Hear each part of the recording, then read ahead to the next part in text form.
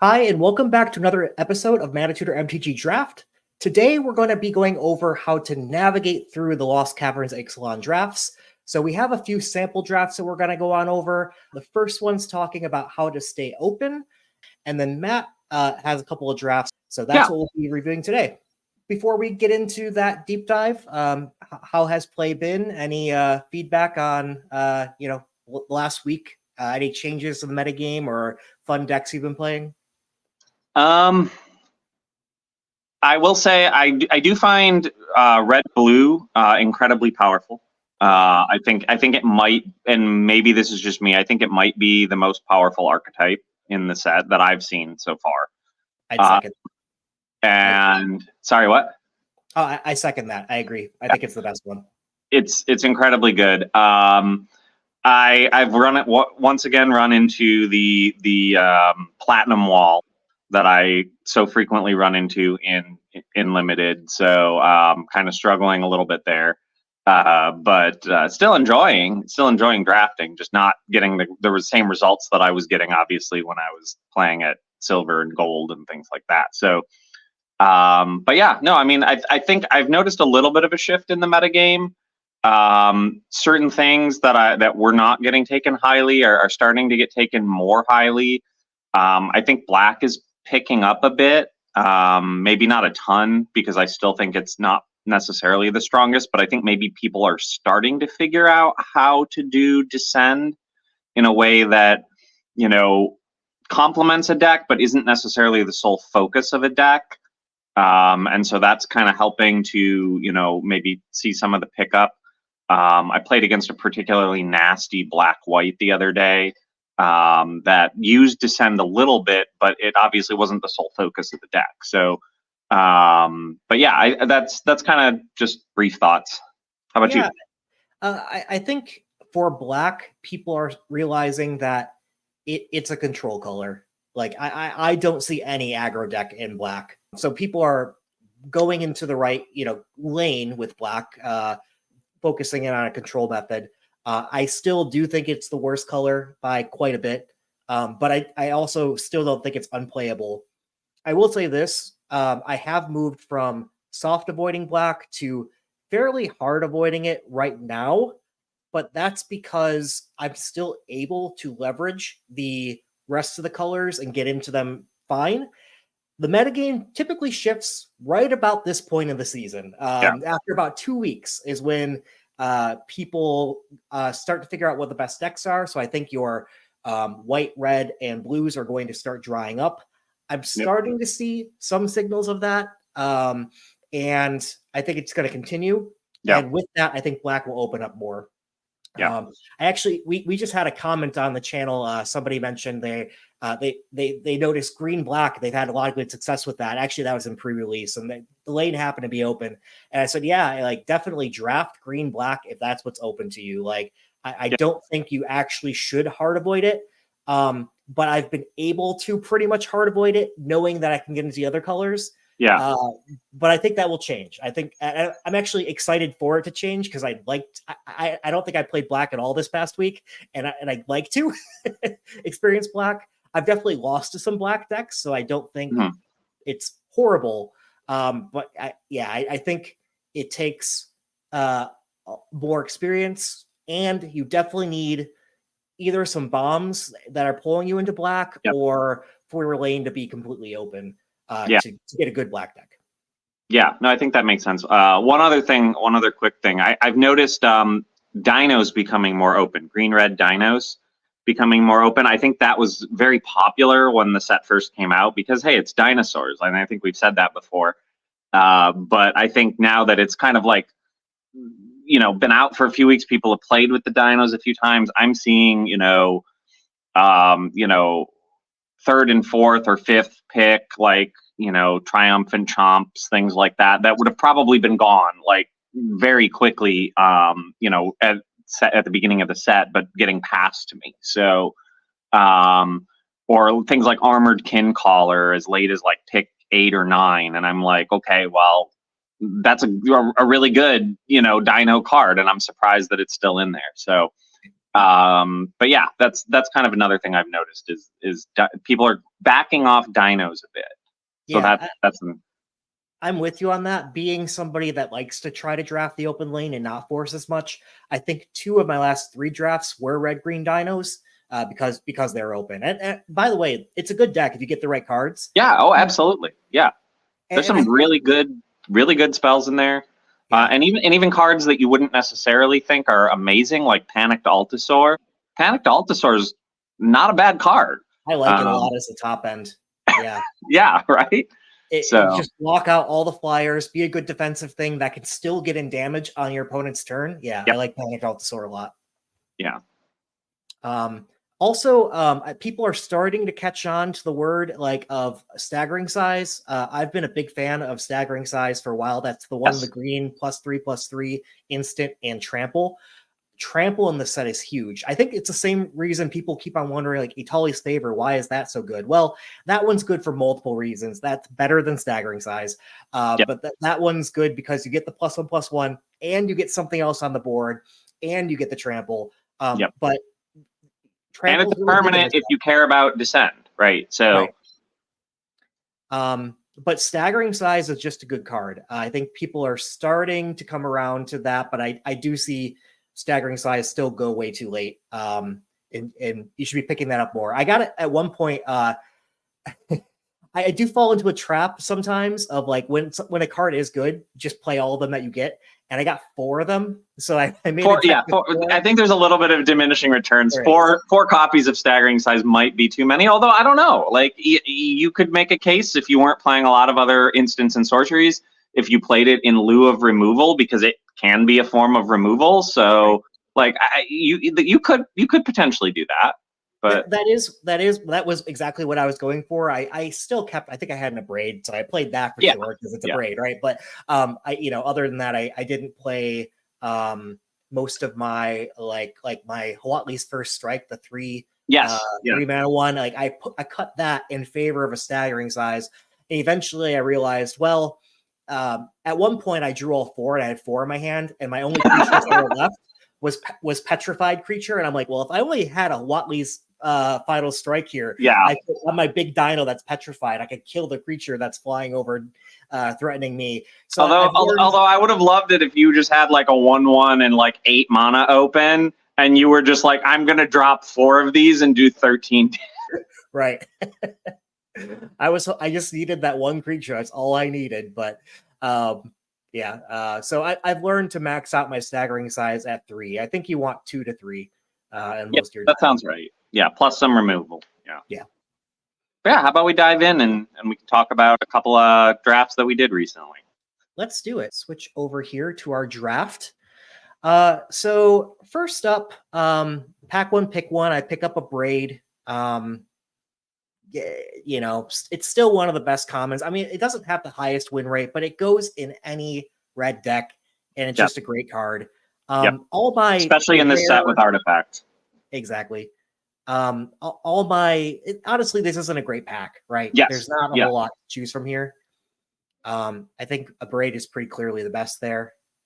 Yes. Yeah. I mean, you could make a case maybe if you immediately wanted to dive into artifacts, you could do like Fabrication Foundry, which is but even then that's not like what I would consider a bomb, right? It's if you do like blue white or red white artifacts, then yeah, sure, you can do something with that, but I don't know that I would still take a Braid. Yeah. Then up next, now I got a few good cards here. I have quite a few. Well, there's quite a few in this pack. Yeah. So I think you're kind of looking at the first 3 mostly here. Yeah, almost exclusively. I didn't really want to pick my second color this early on. So again, this is the staying open approach, but also Dire Flail can be, if you get it going, it's a bomb.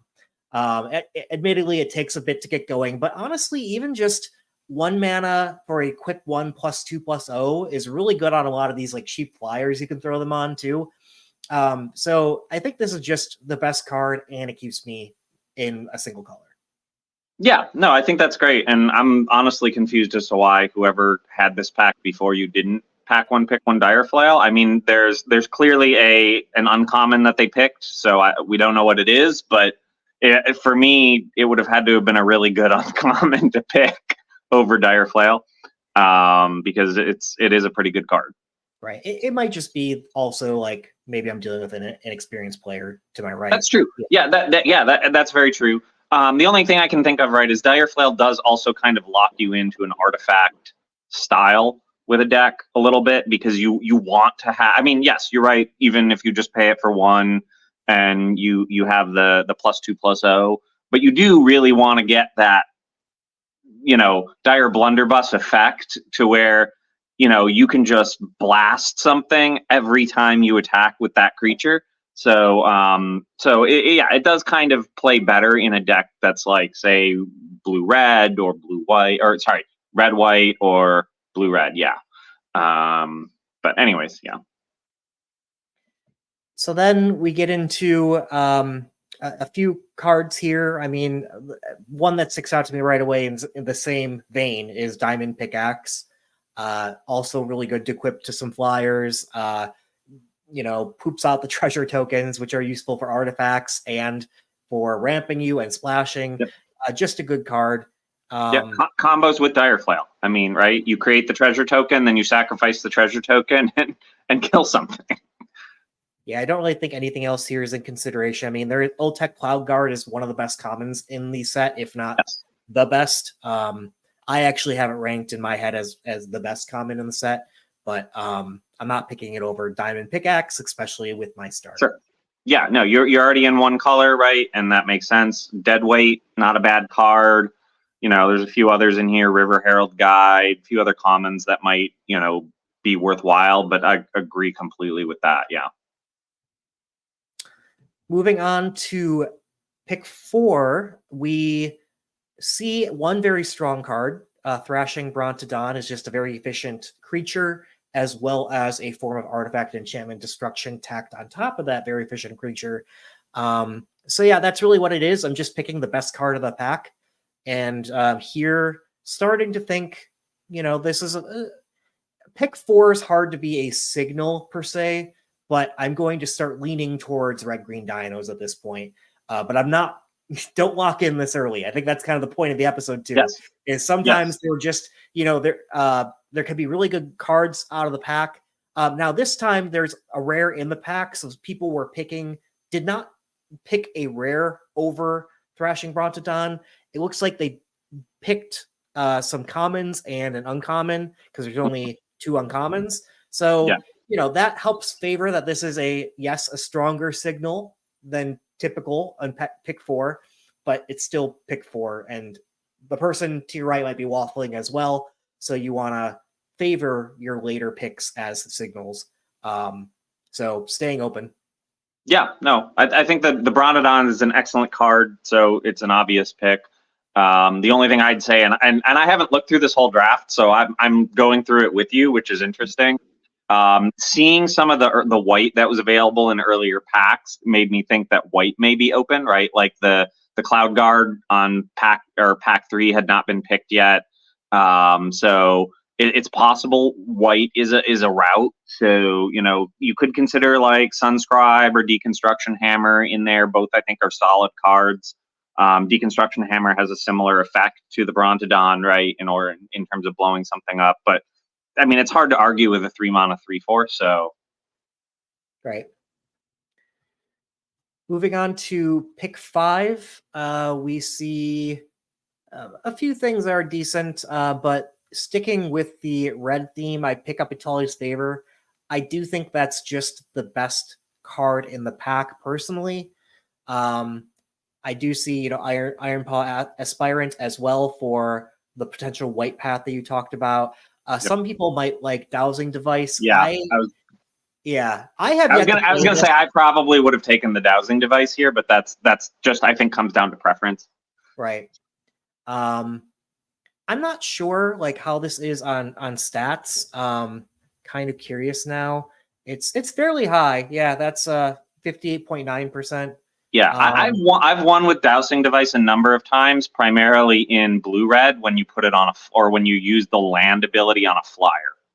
because you just give something, you give your flyer that they can't block +4/+0, and something like that, and then you just go to town. But again, that's a very particular deck, and it may not be the same. Like if you've got something with trample, which Itali's Favor gives you, I can't necessarily argue with it, but like just saying, like Dousing Device might have been my pick here, but I think Itali's Favor is perfectly serviceable. Yeah, they're both very close in their win rate. And here I still like my pick. I'm not saying it's necessarily right, but I like it because I do like to make picks that are going into particular archetypes. And if Dinos is your archetype, you want the trample. But I'm not going to pick a card that's only specifically going dinos. Like I'll play the Itali's Favor no matter what. So staying open, but if I am going towards dinos, you do really want in Itali's Favor or some staggering sizes or whatever. Yep. All right, so here's where it gets kind of interesting. Pick 6. I could pick another Itali's Favor, but I hadn't seen a strong signal yet. I have noticed some white cards going around, but pick 6 having the best common in the set is a good sign. Yeah, that's a good signal, I think. Also, the Sandwing is in there, right? And Sandwing it's not my favorite white card, but it's not a bad one. Yeah. And so, seeing that in there says, and even the Landmark, like it's not a good card necessarily, but hey, it's a good filler. It's a decent filler. So like seeing those all 3 still in there sends a good signal about white being pretty open. The Strider would have been an interesting pick here. The Gold Fury Strider, 3/5 trample, not necessarily bad there. The fact that it comes with trample, and there are very few creatures that have trample. But it does kind of lead you more towards artifacts than dinos, right? Right. So this is sort of, I view this as a red-white card. And while I'm going into white here anyway, like you could consider that. I prefer my red-white decks to not do the trample thing with an inefficient creature up front, right? Like, so this is really a 3/5. Yes, it's an inefficient creature. Yes, absolutely. Yeah. I've learned to not, I don't really like Gold Fury Strider that much. That's just kind of a feel thing. I doubt the stats are great, and they're not. It's 53.9%, which is below an average rate. Whereas Old Tech Cloud Guard has to be near 60. It's 60.2%. Yep. Right. No, this was the right choice. I'm not arguing with the choice. There are possible alternatives. Like if you didn't want to commit to a second color yet, and to be honest, taking the Cloud Guard doesn't necessarily commit you, obviously. But if you wanted to just stay in a single color, the Strider is an option, as is a second Itali's Favor, right? There are options here.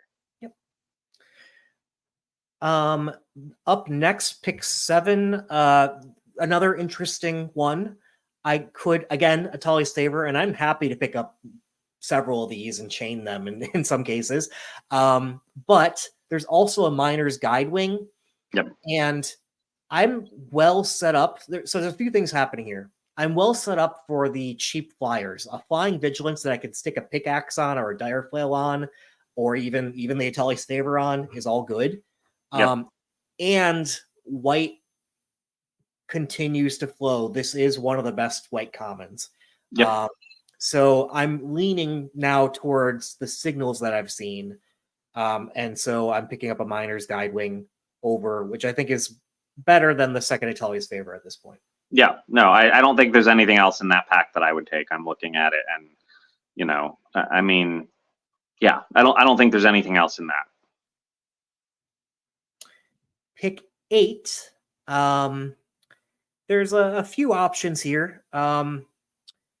I went with the Envoy because I might be in the red-white artifacts, and at some point, this is an efficient 3/3 for 3, but that also can put out more artifact creatures for you for that long game of tapping many things out and pinging them with the 2 mana 1/3 that can ping your opponent. Burning Sun Cavalry would not be bad either, but I really like that in the Dinos deck, and you haven't seen a lot of green. But yeah, you've not seen a lot of green, and so yeah, I think the Envoy is good. Cartographer's Companion is not a bad card. It can help you keep a hand that only has 2 lands in it or something if you might otherwise not.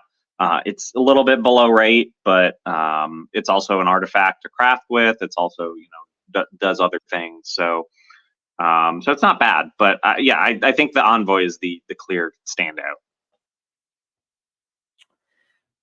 Pick 9, there were no good picks, right? I don't really have the cave thing. I'm not trying to do that. There's nothing in my colors, which could be, a sign that, okay, my colors are getting snatched up maybe, but is there anything else I really want to go down?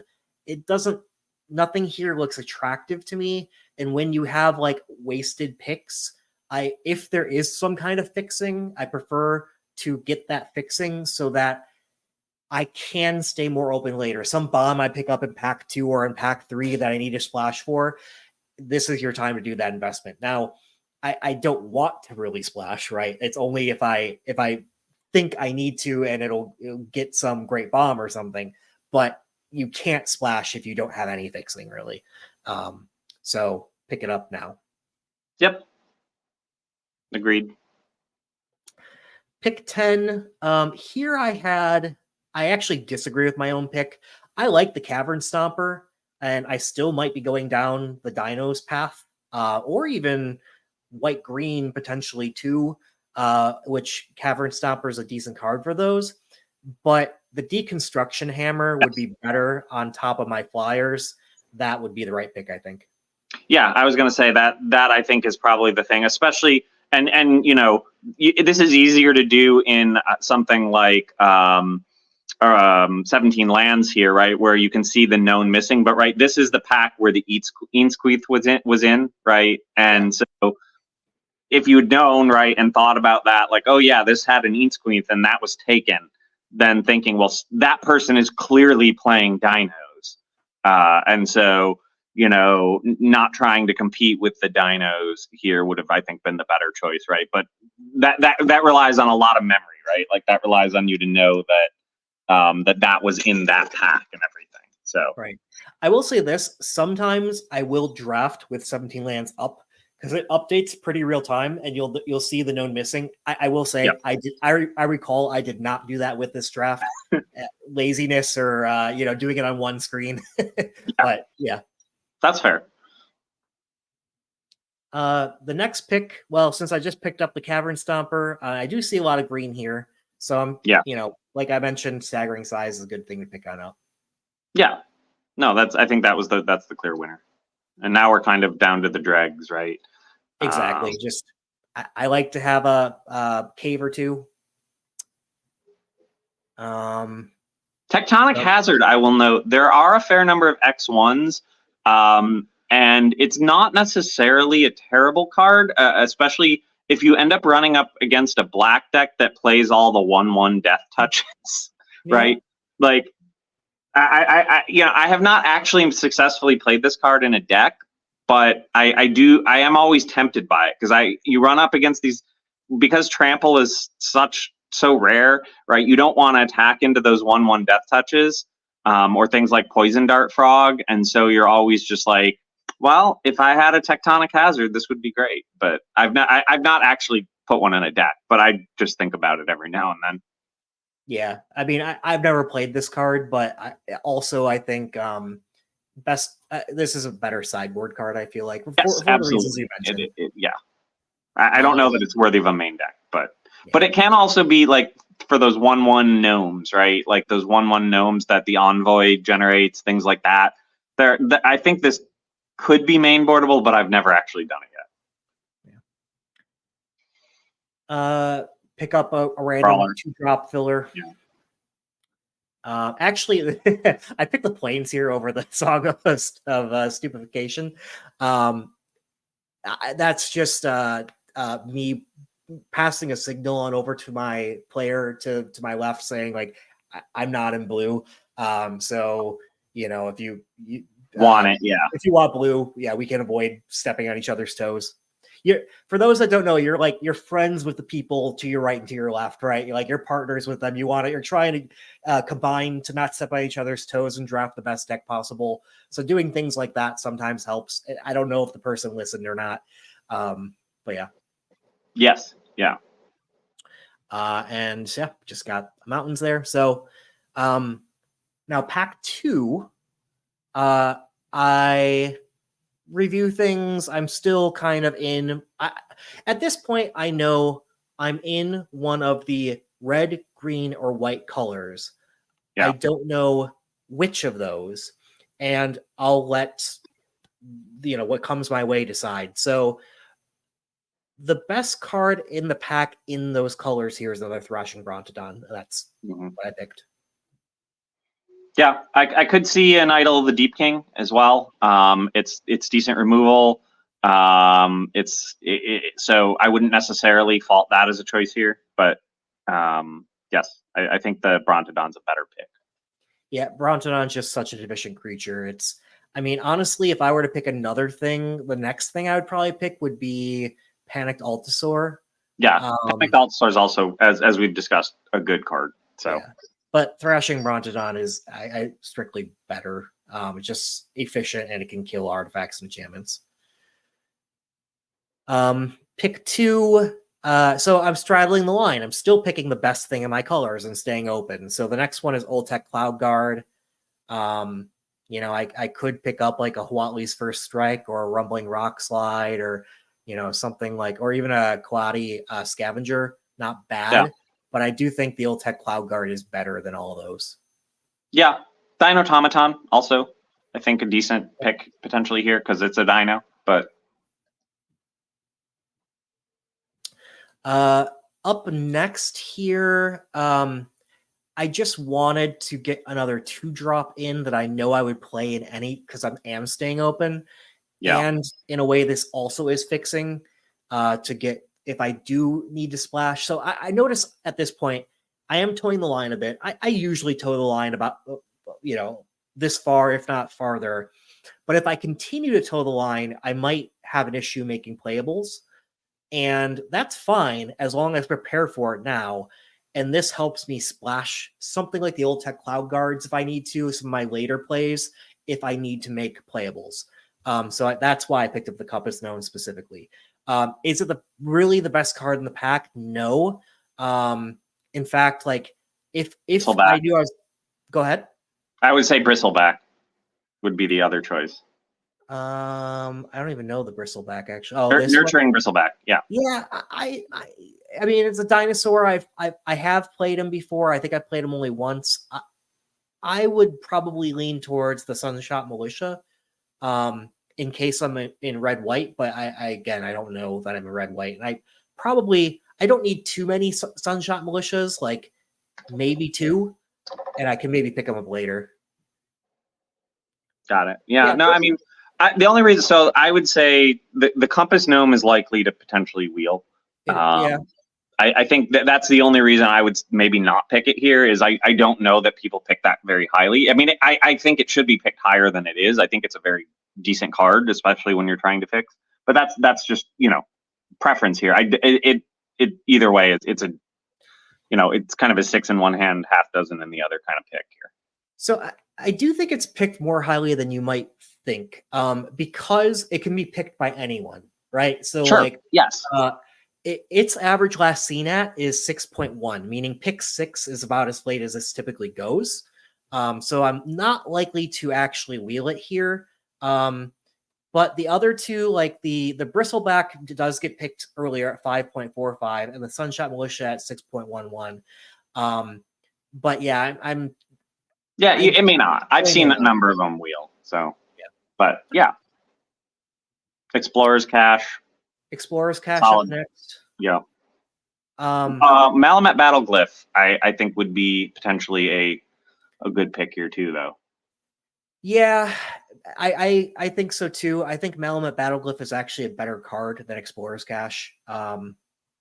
Especially for the archetype you're going for, right? Well, so that depends. If I end up green-white, I actually think I like Explorer's Cache better. but only in green white. Anything that has red, I like the Malamet Battleglyph. Yeah. So basically, and I don't like it that much. Like I only like Explorer's Cache in green white. I like Malamet Battleglyph in both. So Yes. I agree. I think I made a bad pick here, and I think the No, Battleglyph. I don't think it's a bad pick. I Explorer's Cache is a perfectly fine card, right? Yeah. There was a while that I didn't really like the Battleglyph because it didn't work out well for me, but I think that was low sample size of using it. Yeah. I'm higher on the Battleglyph than I think at one point I think this was on a greater garbage. I think I might have given this garbage. I would reverse that. I don't think it's so in the middle, efficient. right? It's so efficient for 1 mana. Like I don't love fight cards, but man, 1 mana is such a low investment, and anyways. Agree. Well, then we run upon the Earthshaker Dreadmaw. Yep. Best Pretty card easy. back. Pretty easy pick. Shows dinos are pretty wide open. There's an Earthshaker, there's a Saheeli's Lattice, and a Cavern Stomper all in this pack right now. Yeah. And it's pick 6, so it's gone around most of the table, and no one's taken those. Yeah. So the guy to your right is probably the one playing dinos. Yeah, that's the thing you have to worry about with pack 2, right? Like it's if something seems open in pack 2, that doesn't necessarily mean you want to be taking it because you get 2 packs from your right. And so yeah, that is something to keep in mind. That said, I did see a lot of green and red in pack 1 already. And that's kind of why I think you want to like stay open, but notice in pack 1 what colors you are getting. I was getting red, white, and some green. I was not getting black and blue. So I pretty much would eliminate black and blue to be picking in pack 2, but I'm not sure which of the 3 I'll pick. I have to figure that out in pack 2, potentially even pack 3. Yeah. This is the closest right here to your point of me picking a signal of I'm probably going to be playing dinos and abandoning the white or maybe splashing the white if I have to right here. Yeah. Then we have Tendril the Micro Tyrant. Solid 2-drop. Solid 2-drop. There's a Pathfinding Axeshaw, solid 4-drop. Excellent, yeah. Captivating Cave, again, I'm just kind of staying open here. I don't like Dauntless Dismantler. This is one where I think I was on greater garbage as well. I'm closer to garbage on this one now when I was great before. It's not a bad card, but I like that more in my control decks, and I'm not looking like a control deck. Come to the dark side. Dauntless Dismantler, I don't think I was very high on it. Yeah. You weren't. You got that right. Yeah. There is an Explorer's Cache, but so this is where my shift happened, right? I said in green-white, I like Explorer's Cache, but having seen the dinos that I just saw, I'm not fully sure I'm dinos yet, but I'm drafting with strong preferences towards dinos. So therefore, I'm leaning away from Explorer's Cache and looking to maybe be splashing at this point my old tech Cloud Guards. Yep. Yeah. I don't know about, I mean, I guess I could see the Captivating Cave for that reason, right? In terms of splashing the Cloud Guards. I don't know that there's anything better in this pack, but yeah, I mean, I don't know that it would have been my pick, but because I probably wouldn't necessarily think about wanting to splash the Cloud Guards, but then again, I like to play 2 colors pretty exclusively. So yeah, and honestly, I don't love splashing the Cloud Guards. I want to be clear. It's like leaving myself open to it. I prefer not to, right? Yeah. But I've towed the line a little bit, and I do want to leave myself open to towing the line a bit more. But yeah, I didn't have to choose it over much. Another thing that could be picked, like I don't mind Runaway Boulder. I've played this card quite a bit and have liked it. I mean, it's expensive, but like it when you have it, no one expects it. Yeah. Right? No one is expecting the Runaway Boulder, right? It's the Spanish Inquisition of the set. And I've definitely had it used against me, and I'm just like, well, shit. He had 6 mana open. I wasn't expecting a Runaway Boulder, but there it is, and I'm screwed now. I've had this with the Abuelo. It's the 1 blue white 2/2 flyer. 2-flyer. Yeah. Board 2 that pay 1 blue white. You can exile something and return it to the battlefield. Doing that with Runaway Boulder is fun. 6 damage. Oh yeah. No. That would be actually really insane. They recognize I saw the mouse over my Abuela and my Runaway Boulder when I had them both out, and they're like, "Yeah, I gotta kill that," and they did. But which one did they kill? The Abuela or the Boulder? The Boulder, because they couldn't kill Abuela. They had an artifact removal. Oh, okay, got it. Yeah.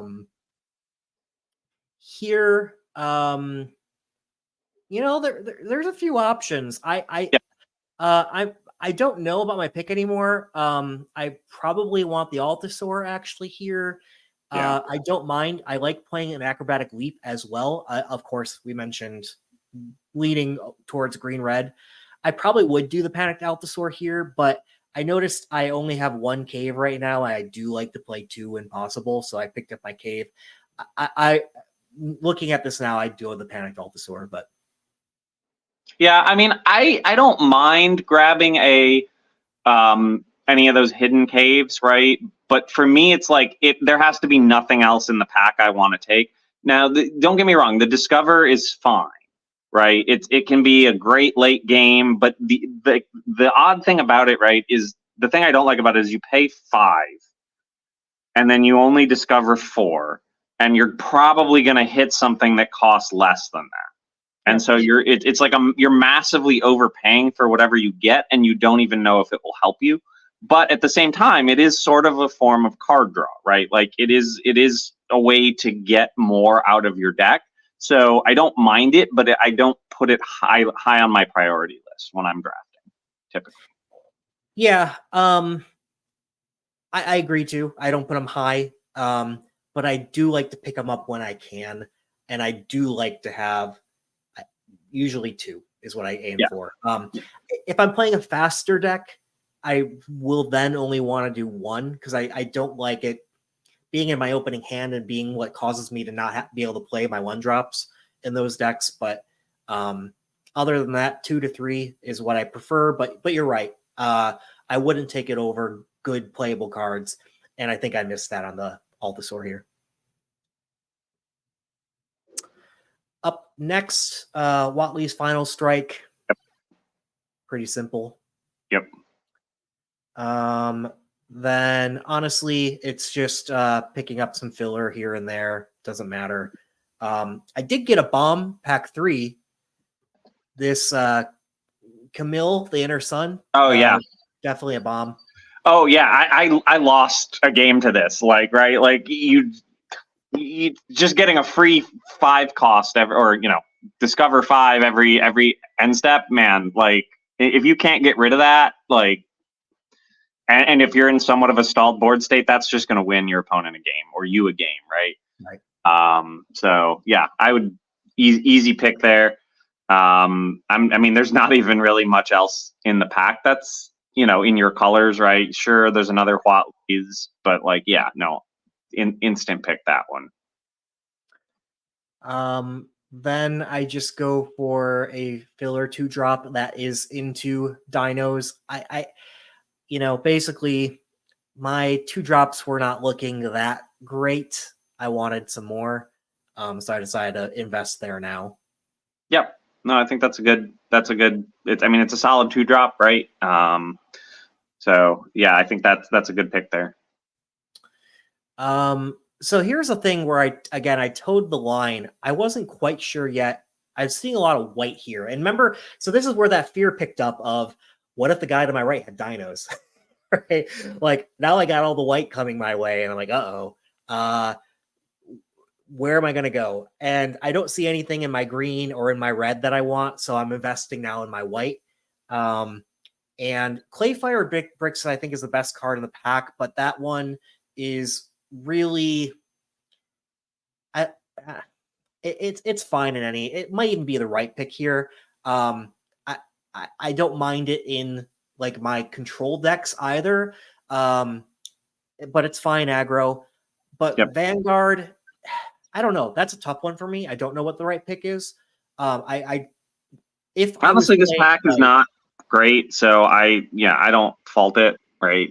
yeah, I was thinking I want a 2-drop creature because I have one in red already. I don't really have any 2-drops in white, so if I do end up playing green white, I want a 2-drop creature. Yeah, man. Just as a random comment, I've seen so many Oaken Sirens in this, and whoever's picking those up is going to have a bomb time because Oaken Siren's just a fantastic card. I love But that's the draft I want to discuss. So maybe we'll get into that. But anyway, we'll do that one next. Okay. So then I do pick up a 2-drop dino. Excellent 2-drop dinos. Yeah. So maybe the guy to your right's not drafting dinos. And I think from there, I'm fairly well on the dino path all the way through. Yep. And yeah, I did reach a point in this deck where I was a little rough on playables. I wanted a little bit more reach through my deck, and I did end up splashing the old Tech Cloud Guards. I still think it was the right decision. I guess I'll pull up my final deck here. But it's close. I had a hard time, finding a lot of powerful cards to have in my deck. I mean, clearly I do have like Dire Flail, Pickaxe, Chimil, all that. But yeah, I wanted I wanted some beef in the middle of my deck, and I didn't really have that. I had this like missing area without the white. So you had 3 sources to pay for those. It looks like you had a Plains, the Promising Vein to find the Plains, and a Captivating Cave, and a Compass Gnome. Oh yes, and the Compass Gnome. Got it. Yeah. So did that work out pretty well? And a Diamond Pickaxe for treasures. Oh yes, Diamond Pickaxe with treasures. Yeah. So did that work out for you generally? It did. I wish I had maybe one more source. Right. I remember there were times it was in my hand longer than I would have liked in order to get to the source. Mostly because when I pickaxe, sometimes I use that to ramp into other things rather than using it for the color fixing. If I hadn't done that, I would have been able to play the old Tech Cloud Guard fine. So again, this is one of those things I think I'm more bringing up to like, you can keep this as an option, but you do want your sources, and the 6 was the minimum, I would say, to be able to splash these. Yeah. That makes sense. So yeah, maybe to summarize this draft, a few things, staying open in pack 1, but notice what couple of colors are flowing your way, like 2 to 3 colors.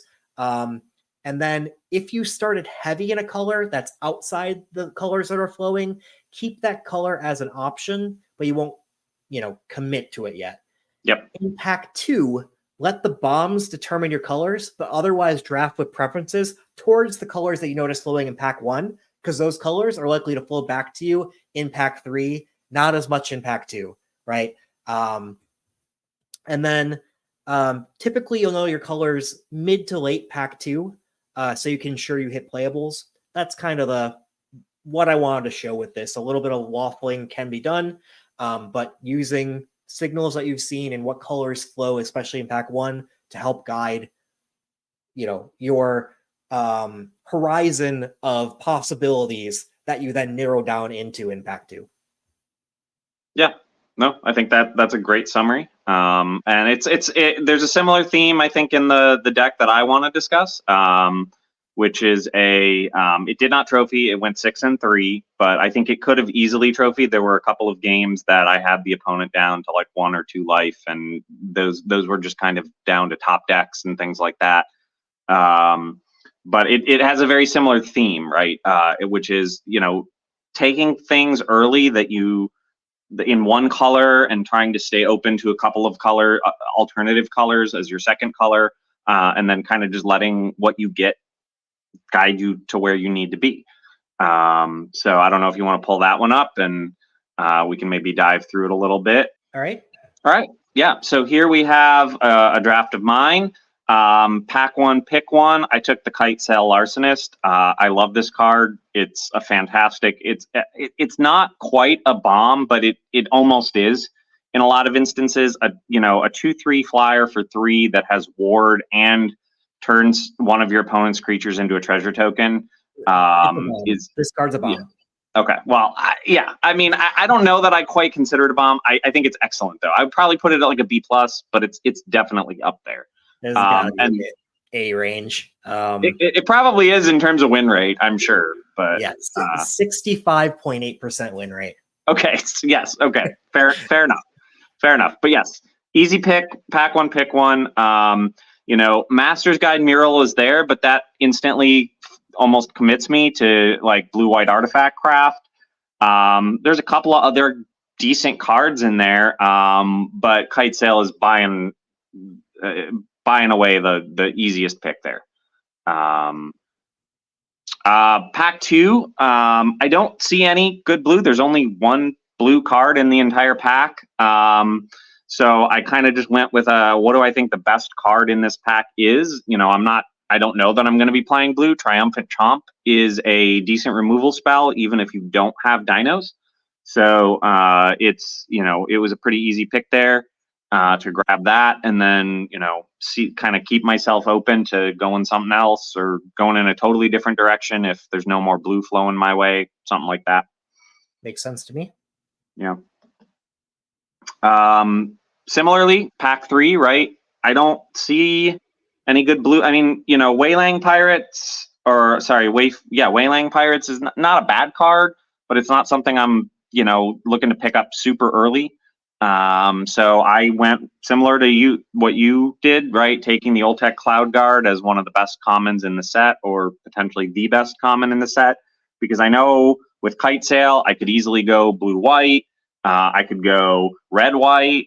I could get, there's any combination there, so I'm not unhappy to pick that up here. I could have taken the Dowsing Device, but I wasn't really ready to, commit to something like that at this point. So, yeah. The other card that you could maybe consider, but I agree with your pick. The Tendril Micro Tyrant is pretty decent too as a 2-drop that can do more of the game later on, but I don't think it's as good as Oltec Cloud Guard. Yeah. Next pick. This is an easy pick for me. I love Careening Minecart. It goes in any deck. The fact that it crews for 1 is great because it makes some of your one power creatures that you wouldn't necessarily want to attack with pretty useful. Or if you do end up in blue and you have something like Oaken Siren, it's just excellent because you can attack with the Oaken Siren and then block with the Careening Minecart. Although you usually want to attack with it to get the treasure, but it's very useful even if you don't have those kind of things, and the fact that every time it attacks it creates a treasure is just excellent on top of it. So and there wasn't really anything that spoke to me in this pack either, right? There's not anything that's outstanding aside from it. So I agree with your pick. One that kind of speaks to me a little bit, I love Volatile Wanderglyph. I think it's a great 2-drop, but sure, yeah, not over Careening Minecart, and especially when you're not sure what path you're going to take. So yeah, it makes sense. Next, I see pick 5. I see an Oaken Siren still in the pack, so that's a little bit of a signal to me that blue might be open. Because if you're in blue, you kind of want to take those. I love the card. I think it's excellent. It plays in both Pirates and Artifact, blue-white and blue-red. So both decks want it. And so seeing that here is a good sign for me. You could take something like the Goblin Tomb Raider. There's also Chart a Course, right? Chart a Course is a really good card. And I considered it, but this early, I'd rather try and pick up a creature. Chart a Course is nice to have, but I'm looking, I think, to get some of my like core color together and then decide whether or not to go for something like Chart a Course, which, by the way, spoiler, it wheels, so I pick it. Yeah. I get it next. Yeah, that is kind of interesting because it's normally picked for 4.48 last seen at. Oaken Siren's a little bit later, 5.03, but I completely agree. You want to pick up your cheap flyers early so you can start prioritizing things like Deconstruction Hammer and some of the other cards that go well on those creatures. If you don't get a base of creatures, you can't take that path. So I like this as well. I mean, there are a couple other good cards. This is actually a pretty decent pack. Oh yeah, Market Gnome's not terrible. Yeah. You know, it forces you Petrify. Kind of though. Petrify is good and everything. But yeah, I'm not sad to pick up an early Oaken Siren here, especially when you have a Kitesail Arsonist to begin with. That was my other thinking with it. Was it goes well with Kitesail. So, yep. Next, I take the River Herald Scout. Again, Cosmian Blast's not bad, but I kind of just thought I'm going to stick with blue for now. I'm not getting a lot of signals here.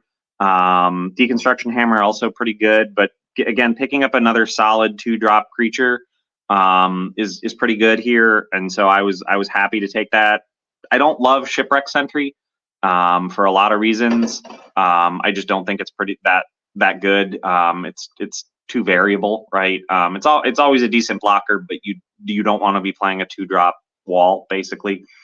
So yeah, I mean, I'm happy with this, but I could see it going a couple of different ways. Yeah, I agree with your pick as well. I would say, in my opinion, Deconstruction Hammer is close.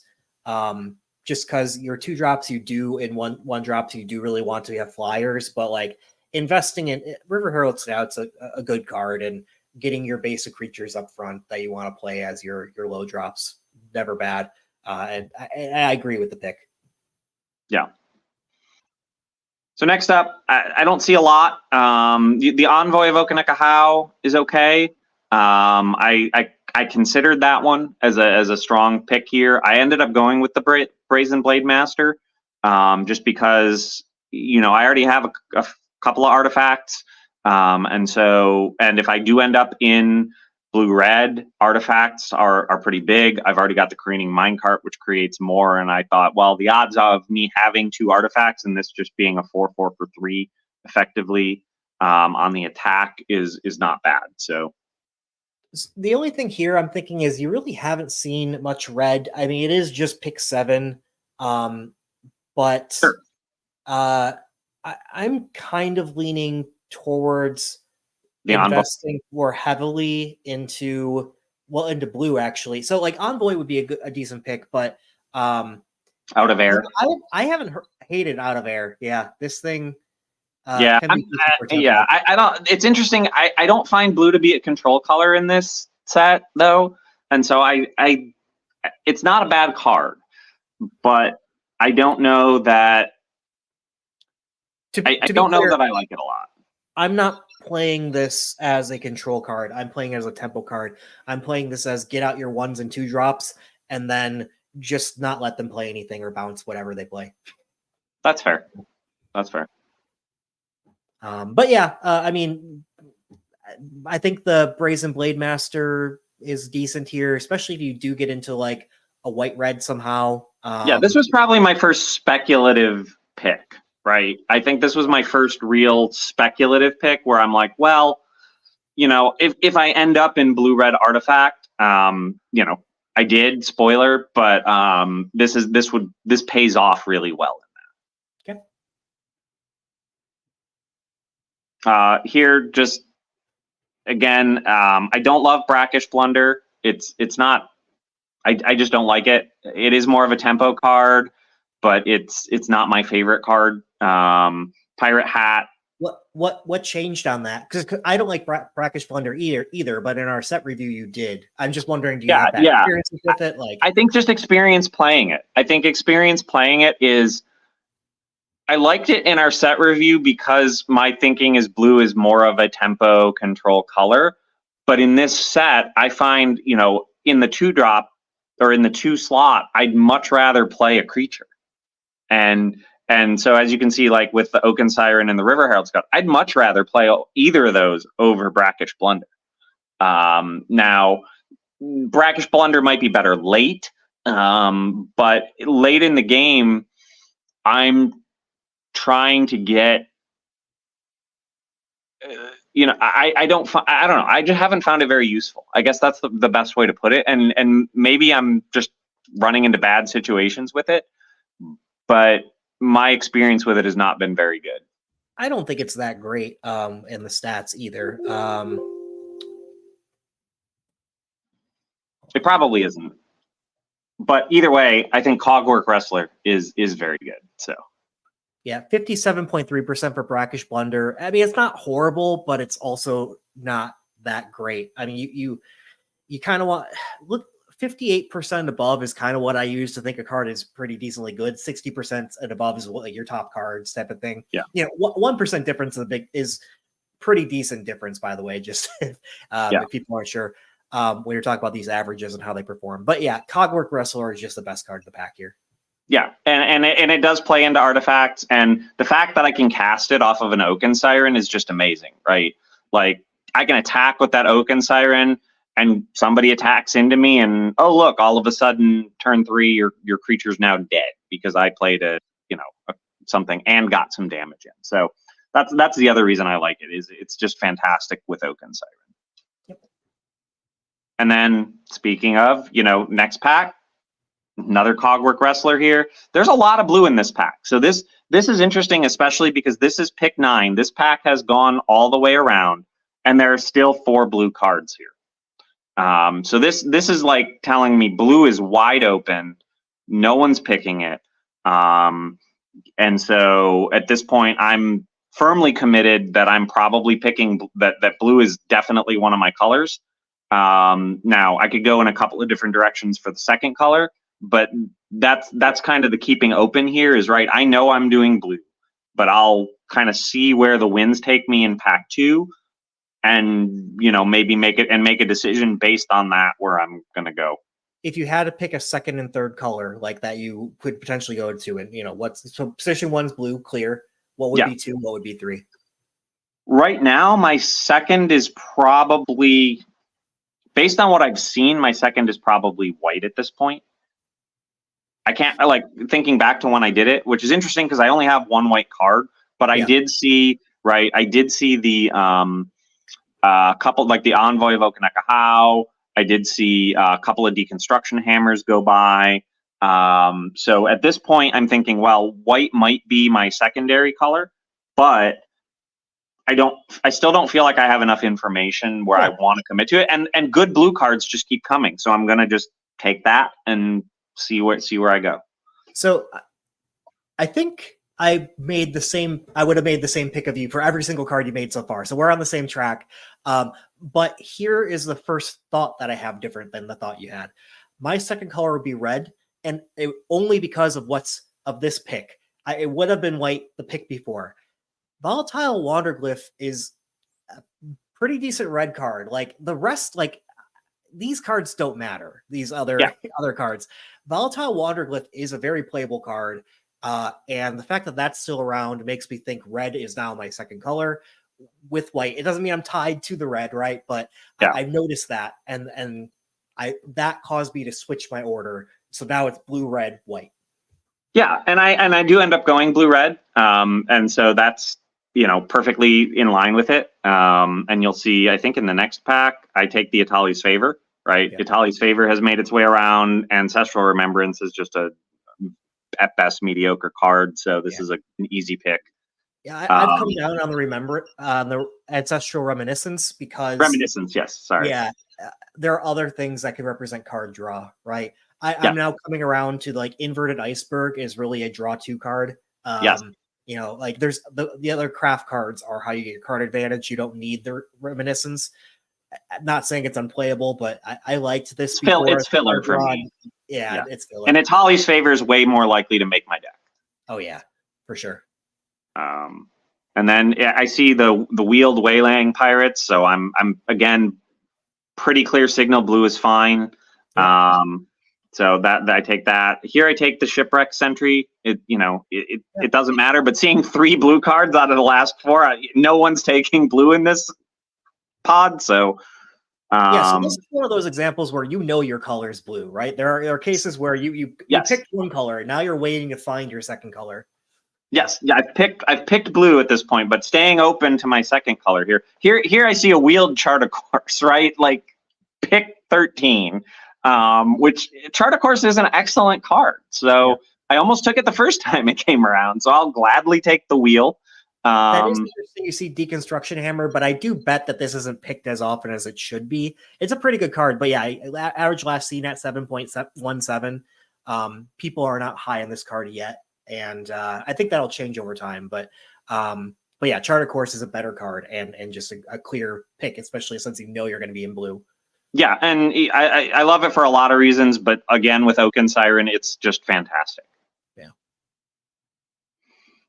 Unlucky drop. This was just whatever's there, and I get the out of air anyways. So to be fair, so unlucky drop, I like that card actually. I don't. But it plays really well in blue red pirates with the tempo stuff. And if they like ever double block on something, you can unlucky drop one of them and just kill their creature. There's a lot of interesting things you can do. So this one's credit to, not credited by me, but Limited Level Ups talked about it. Unlucky drop. You can play this in response to explore, and they end up. You can force them to explore into something cheap, right? With that, there's a few other tricks you can do of like. Sorry, that's discover. You can force them to discover into something cheap.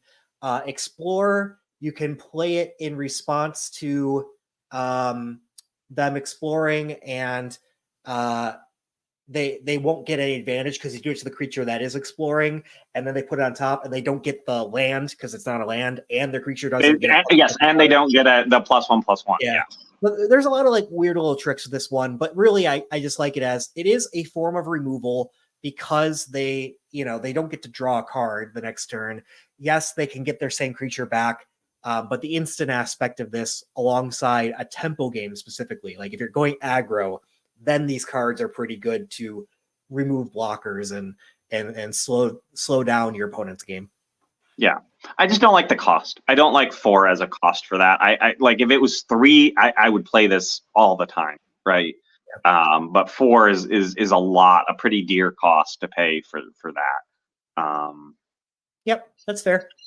Into pack 2, right? There's a pretty good bomb. I don't know if it's quite bomb, but it's a really good rare here in Bloodletter of Aclazotz. But I'm nowhere near black at this point, and triple black to play it is just too high. I'm sure it's great for somebody, but it's not for me. I went with the Dinotomaton here. You could make a case. Well, you could make a case for Ten of Sunscribe. You could make a case for Deconstruction Hammer. But as we kind of just talked about, I think red is looking more like my second color here. And I went with the Dino because it's a decent 4-drop, and also, hey, I've got the Triumphant Chomp, plays well with that. So that was kind of my and the idea of giving something else menace when it comes into play can potentially help win a game. So yeah, I don't really have any strong opinions on a pick. I probably would. I think I'm a little lower on Dinotomaton than you are. I probably would have went one of the white cards, probably Deconstruction Hammer. I don't know though, but yeah, no strong opinion here. Yeah. So next, I picked Compass Gnome. I could have picked another Cloud Guard here, which might have been the right pick, so to speak. But I feel pretty good with blue-red artifact, and Compass Gnome is a good artifact. It can help fix you if you've only got 2 lands in hand or something, and you need a 3rd land. So it helps you. I look at it as it helps you keep hands you may not otherwise keep if it's in that. Yeah. And it's something to craft with. So. Yeah. I don't mind the Compass Gnome. I mean, I would not have picked it here. I do think I would have went either a Tully's Saber or the Cloud Guard. Yeah. Probably the Cloud Guard and stayed open to white, but knowing that is against the grain of what you saw in pack 1 is does play into like maybe you should take Italia's favor. The other reason is I wanted a 2-drop, honestly. Yeah. So Yeah. I was looking at that and I'm like, I've only got, well, I mean, I've got Sentry, Shipwreck Sentry, but I really don't want to play Shipwreck Sentry. Right. And so I went with that just because, hey, this is a playable that I know will probably make my deck. Yep. That's a good reason when you want that to pick Compass Gnome. I feel like that's a lot of the time why I'm picking Compass Gnome. Yeah. Right. Yeah. Like I know it's gonna go in my deck, so sure. Yeah. And then we've got the Enterprising Scallywag, which I do like in these colors. You could make a case for, Idol of the Deep King, Panicked Altasaur. Those are both good cards. I again like the 2-drop, and I like that it will probably at least generate at least one treasure token for me throughout the game. So it's just a nice 2/2 for 2. Yep, makes sense to me. The only thing I want to mention is you keep on calling out Idol of the Deep King. It's in my mind, so I think you think this is better than I think it is. Like in my mind, this is like a C-, about there. Yeah, I think no, that's probably about right. Yeah, I C- is probably where I'd put it as well. It's at the lower end of playables, but it's still like I would put it probably Panicked Altasaur is about a C-, maybe C. So I think they're about equal. The Scallywag would probably be a C- as well in most decks, but I think in mine it's up a little higher. Yeah, I like my order here would be Scallywag, Panicked Altasaur, Idol. Maybe even Idol in my mind. That's why I said it questionably, like maybe even a D+. I like the other version of this effect better, the 1 mana one that equips 1 and we can sacrifice it. Yeah, Sunfire Torch. Yeah, Sunfire Torch is definitely better. Yes. Yeah. But yeah, fair enough. Yep. Next, I take the Lodestone Needle. Lodestone Needle is an excellent card. I don't have much else to say other than that. It's a really good card. I agree, but the interesting thing in this pack is you also have a Waterwind Scout. Yes. I think I'm on Waterwind Scout over Lodestone Needle, honestly. But like I haven't ever had to make that decision, and I just kind of wonder. Waterwind Scout's 60.1% and Lodestone Needle is 58.9. Yeah, I mean context matters of what decks and all that. And I will say in the red-white deck, Lodestone Needle is quite good. Well, both are artifacts in a sense because they come in like that. Yeah, one comes with an artifact, but it does tempo really well with the Lodestone Needle. Admittedly, I still think I'm on Waterwind Scout. It's just such a good card. Yeah, I like the Lodestone Needle just because early game it's good, really good tempo, and late game it can potentially help you overpower your opponent by just every turn making something a little bit stronger, like one of your flyers or something like that. So that's why I went with it. It's the utility of getting the 2 cards in one, and 2 stun counters is a lot on if you flash that in turn 2, like on an opponent's creature, or turn 3, that's going to do a lot of work. So that's the other reason I like it. That, and it combos actually really well with Oaken Siren again, right? Because it has flash. So the ability to be able to block with an Oaken Siren and tap something else that they played that turn or whatever. Like there's a lot of good things with it. Yeah, no, that makes sense. Both are good cards. Yep. The next one was an interesting choice. It was between Chart a Course and an Inverted Iceberg, and I do like Inverted Iceberg, but I also think that Chart a Course is an excellent card. And one of the things that I've noticed is running out of gas is something that happens to me quite a bit, and having a couple of Chart a Courses here as options to help prevent that is, I think, really good. Especially if you are able to, like, on your opponent, if your opponent attacks and on their end step you're able to flash in a Cogwork Wrestler, right, and then they don't have a blocker next turn, it's an easy 2 cards for 2 mana. So I went with that. You'll note that I do wheel the Inverted Iceberg. That's the other thing about it, is I was like, Inverted Iceberg in my mind is more likely to wheel, I think, than Chart a Course. So didn't you wheel the Chart a Course the first? I did. I wheeled the Chart a Course in the first pack, but I was thinking here, I'm like, Well, just thinking about the stats on this, Inverted Iceberg is average last seen 5.74, and Chart of Course I know goes pretty high. So I made In the my right mind, choice because I end up getting both. But yeah, I was gonna say they're very similar cards, right? So like if one wheels, the other one's probably gonna wheel. And Chart of Course, I think, is just a better card. Like the Inverted Iceberg, yes, you're drawing a 6/6, but you have to draw a 6/6, and that's for 6 mana pretty expensive. Like I think you'd rather draw 2 cards of random cards than yeah. Inverted Iceberg. So yeah, that makes sense. Yep. And next, pretty a pretty easy pick here. I mean, I considered the Cogwork Wrestler, but I already have 2. So a second River Herald Scout here is just good. Possible 2/3 for 2 it's just a great 2-drop. The Altasaur, I thought about that one as well, but I like to fill out my 2-drops pretty early because I don't like to have to worry about those later. So yeah. Agreed. And Hidden Volcano here. This is one of those ones where I was like, if I don't see anything else, I'll take the Hidden Land. Sage of Days is not a good card. Out of Air's okay, but I don't really like it. And then nothing else was in my colors. So Agree. Here I could have taken a Shipwreck Sentry. I took the Puzzle Door. I realized I felt like it wasn't probably going to make my deck, but I wasn't going to play the Shipwreck Sentry at all. So. And I'm not going to pick contested game balls. So. Fair enough. So I don't think ever actually played the Puzzle Door, but like I see how it could be interesting in an Artifact Matters deck. I actually think the stats were okay on this card. It's not terrible, but I realized it wasn't likely to make the deck, but everything else in the pack was not good. And then here I actually do take a Shipwreck Sentry over a second Puzzle Door because I'm like, well, whatever. I'll just take the Sentry here. I'm not going to play 2 Puzzle Doors.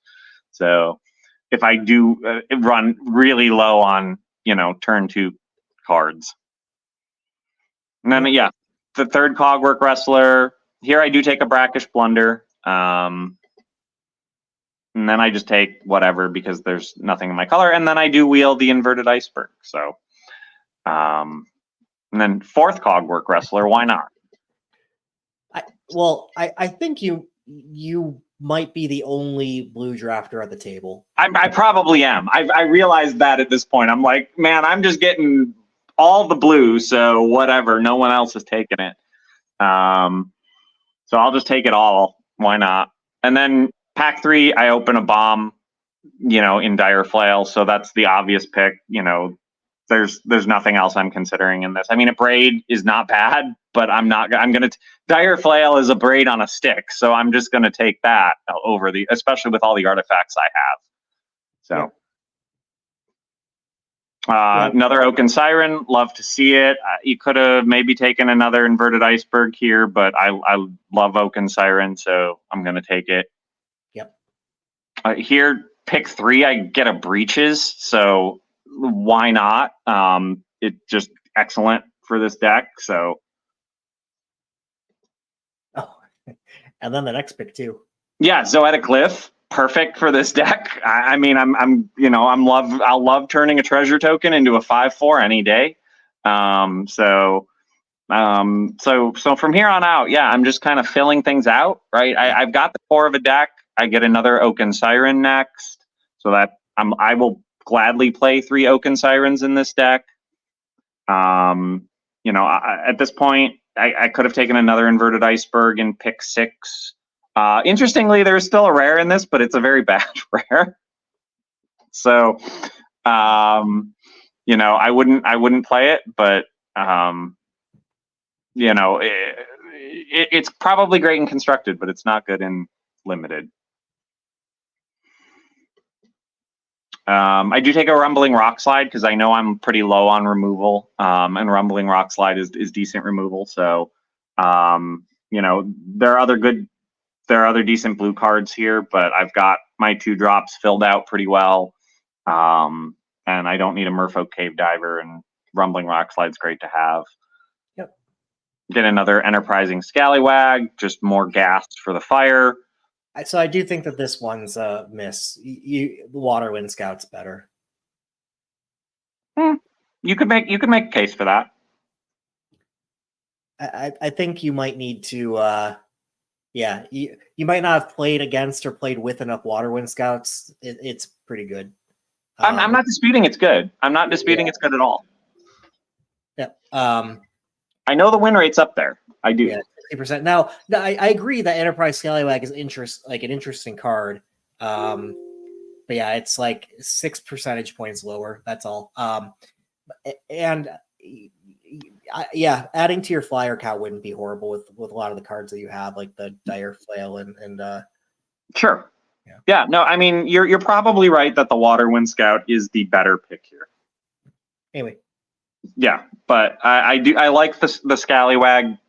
Yeah, I like it too. I take a dowsing device here on the wheel. It's, I don't need a 5th Cogwork Wrestler. Hermetic Nautilus isn't necessarily a bad pick. It's a good card. That's what I would have picked, but then again, I really haven't had a lot of experience with dowsing device, so I just think about the number of artifacts I have and like the ways I have to generate treasure tokens, both with breaches and the careening minecart, and thinking about the ability to give something plus X, where X could be 4 or 5, plus 0 and haste, is just for like 3 mana and this. It's pretty good. I like that pick here. But yeah, I mean, Hermetic Nautilus is a very good card. Yeah, I can see everything you said. Yep. And here it's just kind of filling things out. I almost took the second Inverted Iceberg, but I have a lot of 2-drops, so I went with the Cartographer's Companion for the extra artifact for a 2-for-1 artifact. I like that better. Yep. I take another Compass Gnome. I don't think it makes my deck. Here I do take a Waterwind Scout, by the way, pick 12. So you are the only blue drafter at this table. I am the only blue drafter taking a Waterwind Scout, pick 12. So average last seen at 3.8. And I'm seeing it pick 12. So yeah. I take a Song of Stupefaction. I don't end up playing it, and then Sage of Days and a Swamp, and that rounds it out. So this is when, remember in our set review, we started off, and even our last couple episodes, at some point we said, okay, this is a 2-color format. And I was showing the exception to when you splash, and in my review of the draft, and I didn't love it even when I did it, and really it's a 2-color format. And we said, or you can get good 1-color decks, right? Yeah, 1 color with splash. This is the 1-color deck, basically. Like, don't get me wrong, you always, you very rarely actually play 1 color, because you'll find bombs and things other colors, like the Breaches alone in red and the Dire Flail. Yeah. Make it so I'm definitely playing red. Yeah. But no, this is it's not really a 1-color deck because the way I built it, it is 2. It is. I think I did cut a land here because I have nothing over 4 cost. So I was like, I feel pretty fine with 16 lands plus, infinite ways to generate treasure tokens. And it played out pretty well. This deck was interesting because it's basically nothing but gas. Like the whole thing, it's not aggro, but it's pretty close. You're really trying to play it out as fast as possible, and then hoping to maybe hit a Chart a Course, or flip like your Inverted Iceberg or your Dire Flail to help you like hammer home the win. And that's basically how it played. And I'm pretty happy with how it played out. Obviously, I would have loved for it to trophy, but it did pretty well. So nice. So we hope you enjoyed our dive into a couple of our recent drafts, and sort of going through our thought process for why we picked things or didn't pick things, and then the other one of us kind of critiquing the picks a little bit, and kind of challenging some assumptions. I think we provided a couple of really good examples of how you can see where the lane is early, but keep yourself open to picking something later based on the signals that are coming your way from your left and your right, when in packs 1 and 2. And so we hope that's helpful. Certainly like and subscribe if you want to see more. Next time, I think we're going to be back and we're going to talk a little bit about the evolving metagame for LCI and talk a little bit about how picks have changed over time. Maybe, certain colors are going up or going down. We're going to look into some win rates for cards. And, we may even go over another draft, depending on what we've got going on. But we hope you'll stay tuned, and we'll see you in the next one. See you in the next one. Bye.